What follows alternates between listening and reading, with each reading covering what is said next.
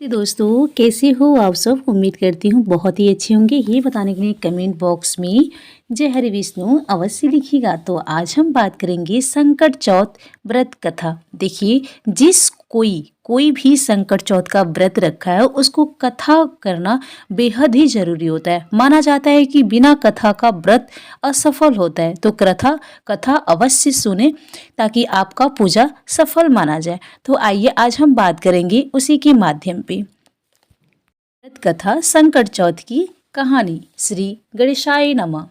जय श्री कृष्ण। दोस्तों, सभी लोगों की संकटों और दुखों का हरने वाला संकट चौथ माघ माह की कृष्ण पक्ष की चतुर्थी तिथि को मनाया जाता है।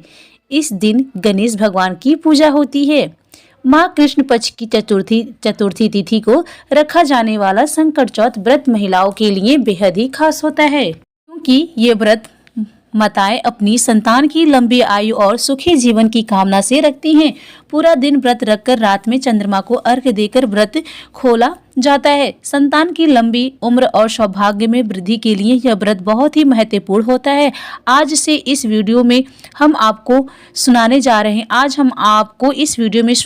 हैं संकट चौथ की पावन कथा। चलिए जानते हैं इस साल संकट चौथ व्रत कब रखा जाएगा, इसका शुभ मुहूर्त क्या है। संकट चौथ को संकट चौथ, तिलकुट चौथ, माघी चौथ या वक्रतुंडी चौथ के नाम से भी जाना जाता है।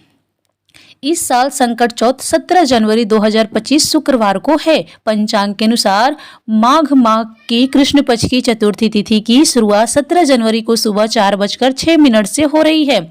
वहीं इसकी तिथि समापन 18 जनवरी को सुबह 5:30 पर होगा। ऐसे में 17 जनवरी को संकट चौथ का पर्व मनाया जाएगा। साल 2025 में संकट चौथ पर चंद्रोदय का समय रहेगा रात्रि के 9:09 पर होगा और पंचांग के अनुसार संकट चौथ के दिन सुबह 5:34 से 6:21 तक ब्रह्म मुहूर्त रहेगा।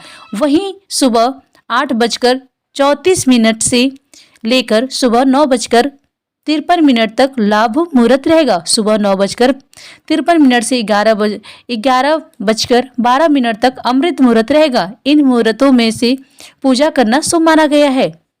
आप किसी भी मुहूर्त में पूजा कर सकते हैं। पूजा पाठ करने के लिए या कुछ खास उपायों को करने के लिए विघ्न हर्ता भगवान गणेश ने अपनी कोई मनोकामना पूर्ति की प्रार्थना के लिए अभिजीत मुहूर्त और अमृत काल का जो समय है वो बहुत ही उत्तम है। संकट चौथ के दिन शाम को पूजा करने के साथ ही जो भी भक्त सच्चे मन से भगवान श्री गणेश को संकट माता की कथा सुनता है या पढ़ता है, भगवान श्री गणेश और संकट माता सदा उनकी और उनके परिवार जनों की रक्षा करती हैं। चौथ के दिन सबसे पहले भगवान श्री गणेश जी की और मां संकट की पूजा की जाती है। फिर संकटा माता की व्रत कथा सुनी जाती है और इसके बाद भगवान श्री गणेश की कथा सुनी जाती है। इसके बाद व्रत पूर्ण हो जाता है। आइए सबसे पहले सुनते हैं संकट माता की कथा। इसके बाद फिर से हम सुनेंगे भगवान श्री गणेश जी की कथा। पौराणिक कथा के अनुसार हम आपको सुनाने जा रहे हैं। उससे पहले दोस्तों, यदि आप सब हमारे चैनल पे पहली बार आए हो तो प्लीज़ आपसे एक छोटी सी रिक्वेस्ट है कि हमारे वीडियो को प्लीज़ सब्सक्राइब कर लीजिए। नीचे बेल आइकन बटन है उसको प्रेस करना बिल्कुल ना भूलिएगा ताकि आने वाले हर एक नोटिफिकेशन वीडियो आप तक सबसे पहले पहुँच सके। तो एक लाइक पक्का कर दीजिएगा। आपका एक लाइक मुझे बहुत ही हिम्मत और प्रेरणा दिलाती है। आइए हम शुरू करेंगे। पौराणिक कथा के अनुसार एक बार एक बूढ़ी अम्मा का एक बेटा था। बूढ़ी अम्मा अपने बेटे से बहुत ही प्यार करती थी और उसके लिए 12 महीने की चौथ के व्रत भी किया करती थी। बूढ़ी अम्मा का बेटा हमेशा जंगल से लकड़ियां काट कर लाता और फिर दोनों माँ बेटे मिलकर बाजार में लकड़ियां बेचकर अपना गुजारा किया करते थे।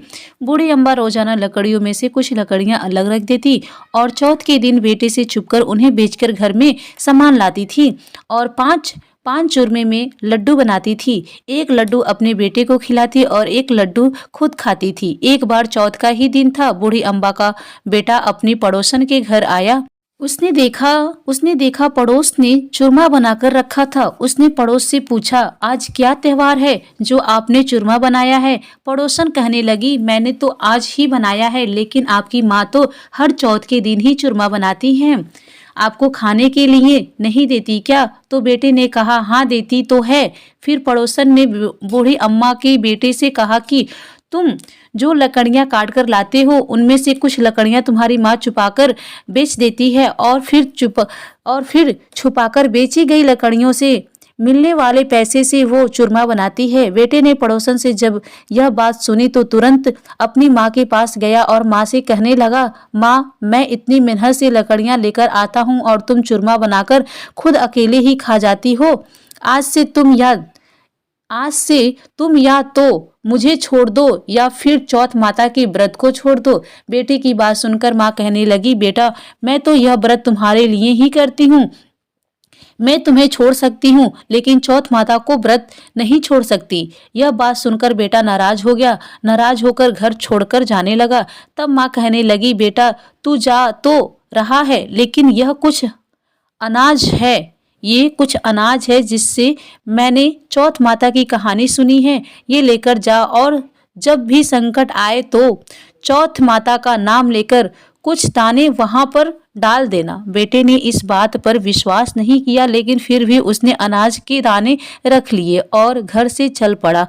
वह घर से थोड़ी ही दूर पर गया था कि उसने देखा कि रास्ते में खून की नदी बह रही थी और कहीं से भी रास्ता नजर नहीं आ रहा था। उसने चौथ माता का नाम लिया और थोड़े से अनाज के दाने वहां पर डाल दिए और कहने लगा, हे चौथ माता, अगर आप सच्ची हैं तो यहाँ पर मेरे लिए रास्ता हो जाए। ऐसा कहते ही नदी सूख गई और वहां पर रास्ता हो गया।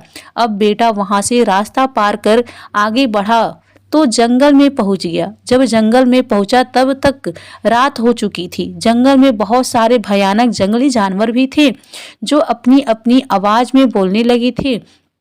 उनकी डरावनी आवाज सुनकर बेटा डरने लगा। तब उसने चौथ माता का नाम लेकर वहां पर भी कुछ अनाज के दाने डाल दिए और हाथ जोड़कर कहने लगा, हे चौथ माता, मुझे रास्ता दिखाओ, नहीं तो ये जंगली जानवर मुझे मारकर खा जाएंगे। ऐसा कहते ही उसे रास्ता मिल गया और जंगल में चलते चलते वह एक राजा के नगर में जा पहुंचा। वहां का राजा हर महीने एक आदमी की बलि देता था।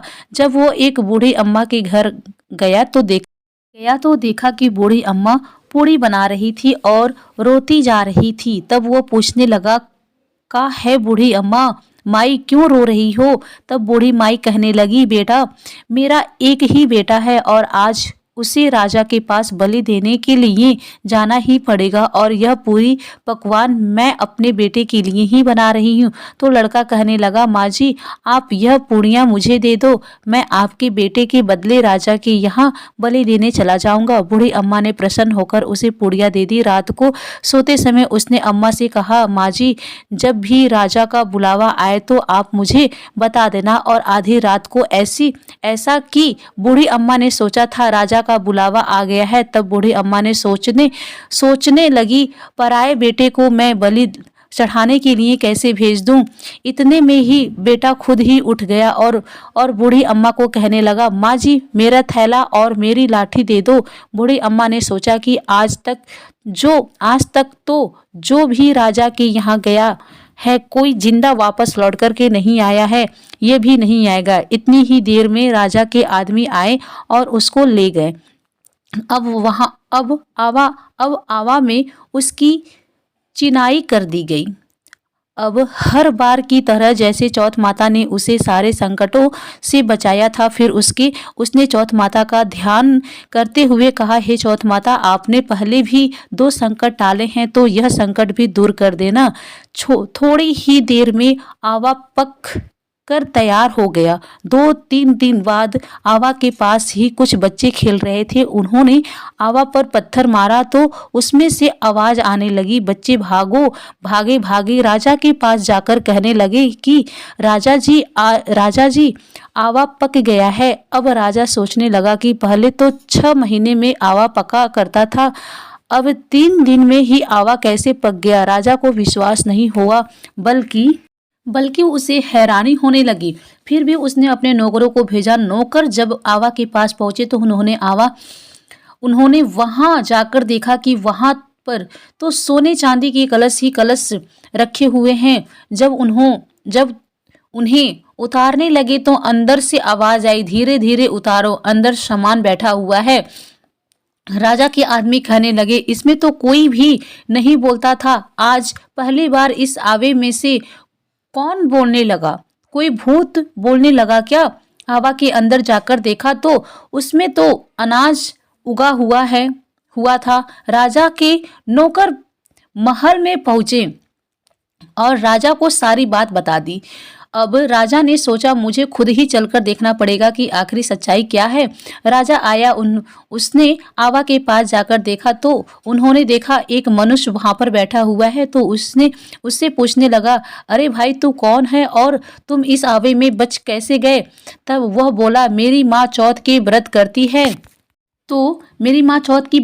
है तो मैं चौथ माता के प्रभाव से ही जीवित बच गया हूँ। राजा को उस लड़के की बात पर बिल्कुल विश्वास नहीं हुआ तो राजा ने उसकी परीक्षा लेने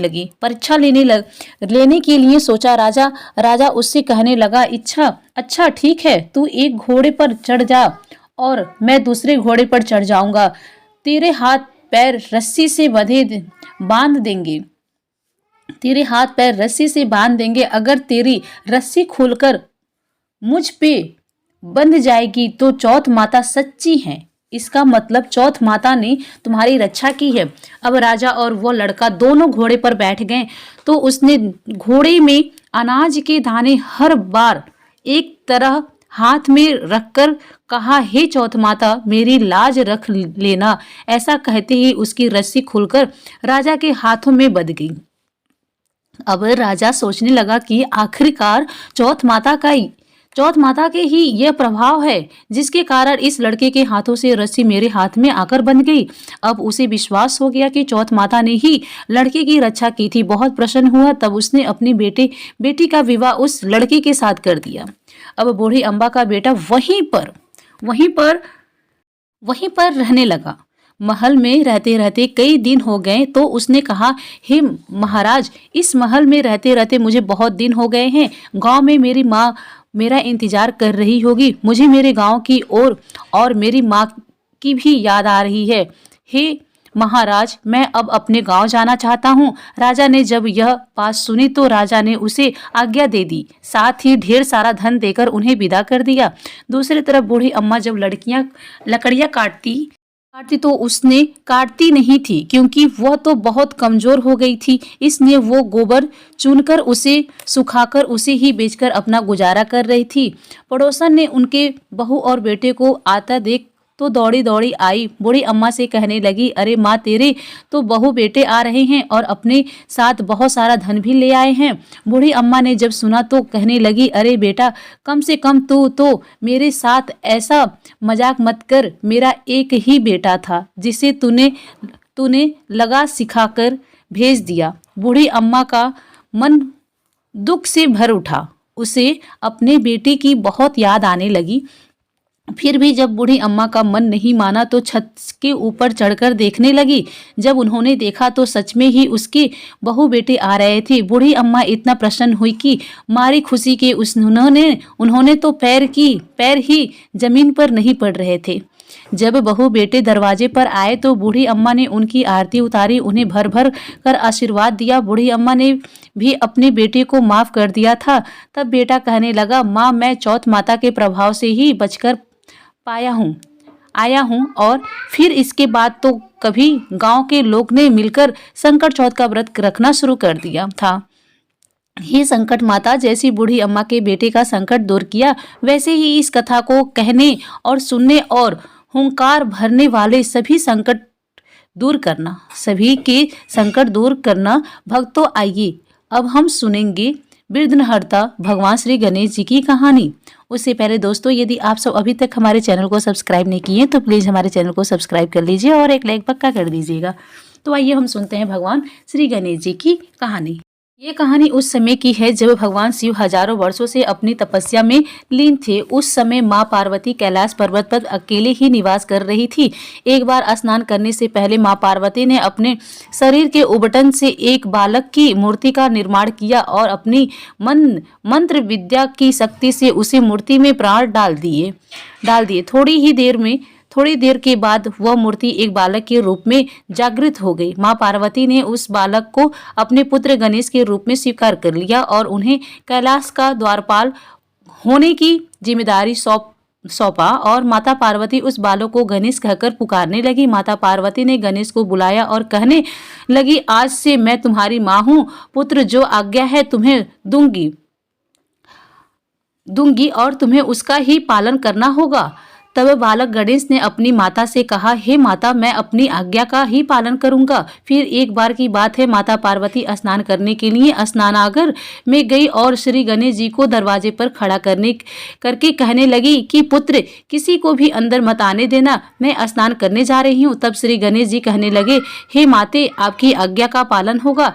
ऐसा कहकर माता पार्वती तो स्नान करने के लिए अंदर प्रवेश कर गई। कुछ ही समय बाद वहां पर भोलेनाथ भी चले आते हैं और जैसे ही वह द्वार के अंदर जाने की कोशिश करते हैं, तभी बालक गणेश ने उन्हें द्वार पर ही रोक लिया और कहने लगे, आप अंदर नहीं जा सकते हैं, अभी मेरी माता स्नान कर रही हैं, इसलिए इस समय मैं आपको अंदर नहीं जाने दूंगा। यह बात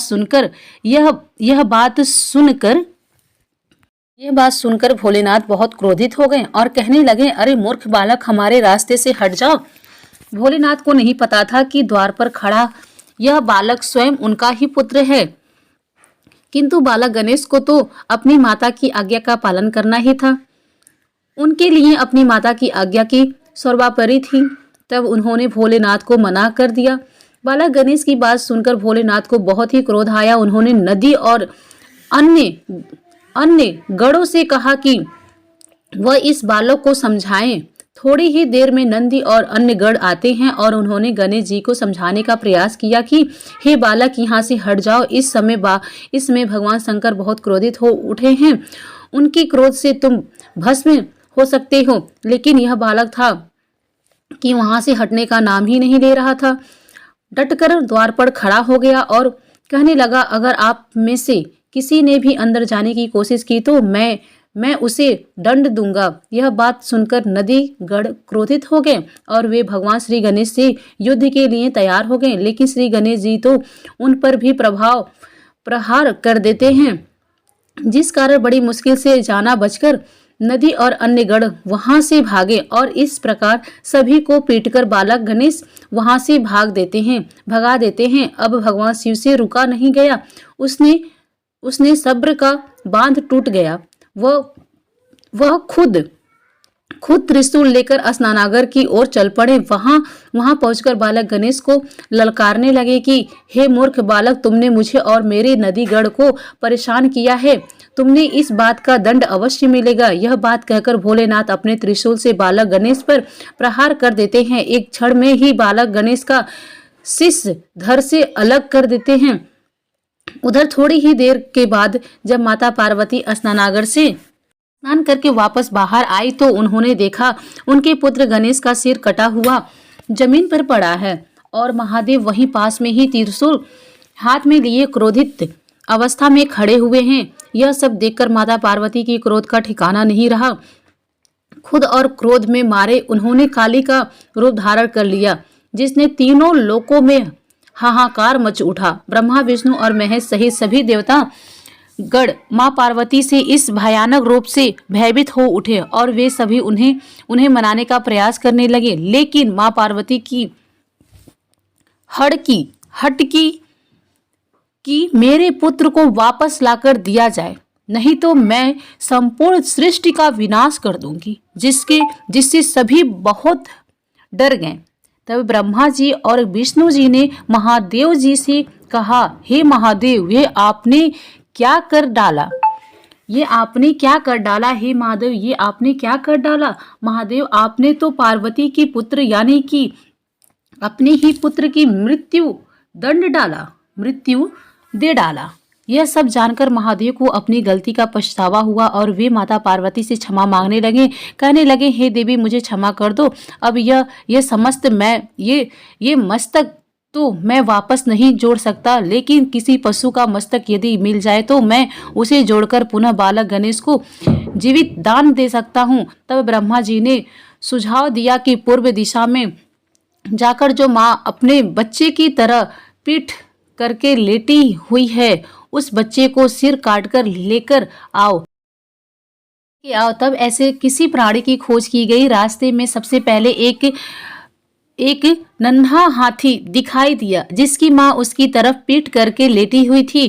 तब नन्हे हाथी का सिर काटकर भगवान गणेश के शरीर पर लगा गया। भगवान शिव की कृपा से बालक गणेश पुनः जीवित हो उठे। तब माता पार्वती और अन्य सभी देवी देवताओं और ब्रह्मा विष्णु महेश सहित सभी बालक गणेश को आशीर्वाद प्रदान करते हैं, उन्हें अनेक प्रकार की शक्तियां प्रदान करते हैं। इस प्रकार भगवान गणेश जी का जन्म और उनके सिर पर गज का मस्तक विराजमान हुआ। इस तरह भगवान माता पार्वती के पुत्र पर आया संकट दूर हो गया, उनके पुत्र की रक्षा हो पाई। बोलिए गणेश भगवान की जय। दोस्तों, आपको ये कथा कैसी लगी हमारी? यदि आप सभी को ये कथा अच्छी लगी तो प्लीज़ हमारे वीडियो को पसंद आया हो तो लाइक करें और अपने दोस्तों के साथ शेयर करें। कमेंट बॉक्स में हर हर महादेव लिखना बिल्कुल ना भूलें। और भी ऐसी ही और बहुत सारी कहानियों को सुनने के लिए हमारे चैनल को ज़रूर सब्सक्राइब करें और एक लाइक पक्का कीजिए, क्योंकि आपका एक लाइक मुझे बहुत ही हिम्मत और प्रेरणा दिलाती है। धन्यवाद।